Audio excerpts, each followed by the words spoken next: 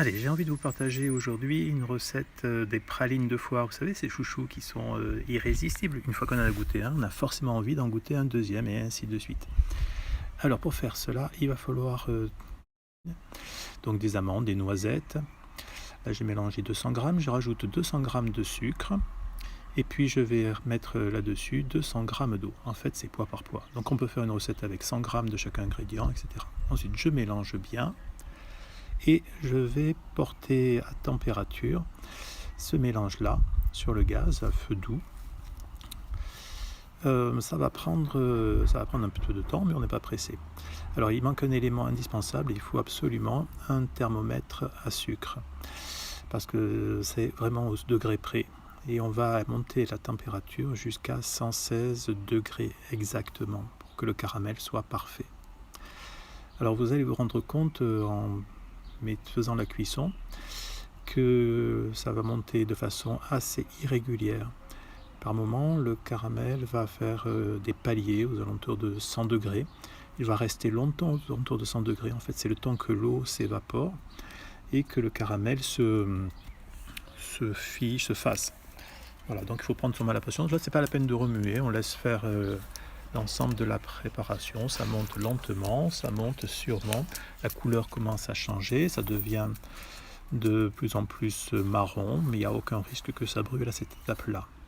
Donc on laisse monter à la température.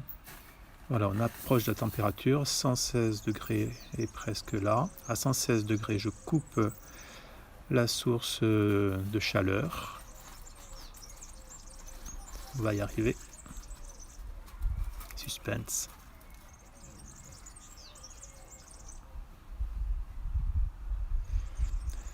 Et donc là, je vais sortir du feu et je vais remuer.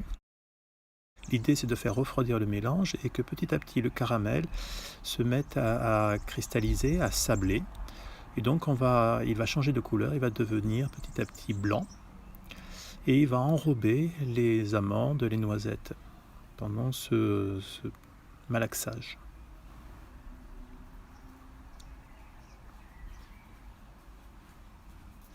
Lorsque ça sera complètement refroidi, on peut utiliser cette préparation-là si on le mixe pour faire du pralin, donc la base du praliné, pour les chocolats de Pâques par exemple. Voilà, là c'est en train de sabler, de durcir, de s'agglomérer aux amandes et aux noisettes.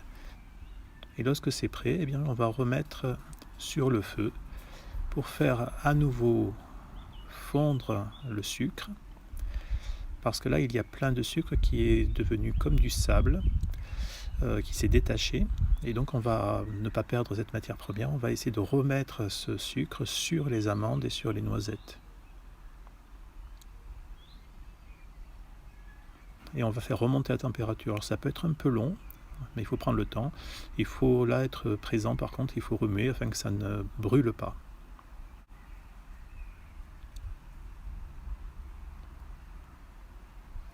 C'est la partie un peu fastidieuse, vous voyez le sucre qui est sablé au fond. Il va commencer à caraméliser, à changer de couleur, et c'est à ce moment-là qu'il faut bien remuer pour qu'il ne brûle pas. Quand la température est remontée, on va à nouveau avoir un phénomène d'enrobage, donc il faut accompagner l'enrobage par le geste, et on va essayer de récupérer donc tout le sucre qui n'était pas encore accroché aux noisettes et aux amandes. Là, il est sablé, donc je pourrais m'arrêter là, mais comme on pourrait quand même encore gagner au niveau de l'esthétique, eh bien, une fois que j'ai à nouveau refroidi, je vais remettre à chauffer une deuxième fois. Et là, l'idée, c'est pas de récupérer le sucre, parce que tout le sucre est aggloméré, mais c'est de donner une belle couleur caramélisée à mes pralines. Et donc, on va remuer pour que on enrobe le sucre qui va fondre à nouveau, qu'il soit sur toute la surface et qu'il y ait cette belle couleur de caramel qui se mette sur toute la surface des amandes et des noisettes. Là, il faut remuer en permanence.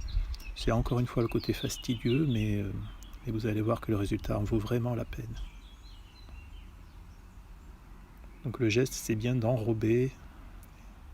Voilà. Et lorsque on atteint la couleur, sans dépasser pour pas que ça brûle, donc il ne faut pas brûler le caramel, eh bien on va pas on va pas refroidir en remuant, sinon on va retrouver la couleur plutôt blanche, mais on veut garder le caramel doré, brun doré. Et donc une fois que c'est cuit, on va vider cette préparation sur un tapis, sur une feuille de papier sulfurisé par exemple, pour que le caramel garde la couleur dorée. Voilà, je vide sur mon tapis. Je fais en essayant de ne pas faire d'épaisseur, donc il va falloir séparer tant que possible les amandes, les noisettes qui ont tendance à se coller. Alors là, vont se coller forcément, mais ça va se détacher très facilement une fois que ça sera froid. Attention, là c'est très très chaud, donc il ne faut surtout pas y aller avec les doigts. C'est des brûlures très graves qui peuvent s'annoncer sinon. Voilà, il ne reste plus qu'à laisser refroidir et puis à déguster. On peut faire ça aussi avec des pépites de tournesol, des graines de tournesol. C'est une recette espagnole, c'est excellent aussi. C'est la même technique et les mêmes poids. Voilà, si vous avez envie d'essayer, bonne dégustation et à bientôt.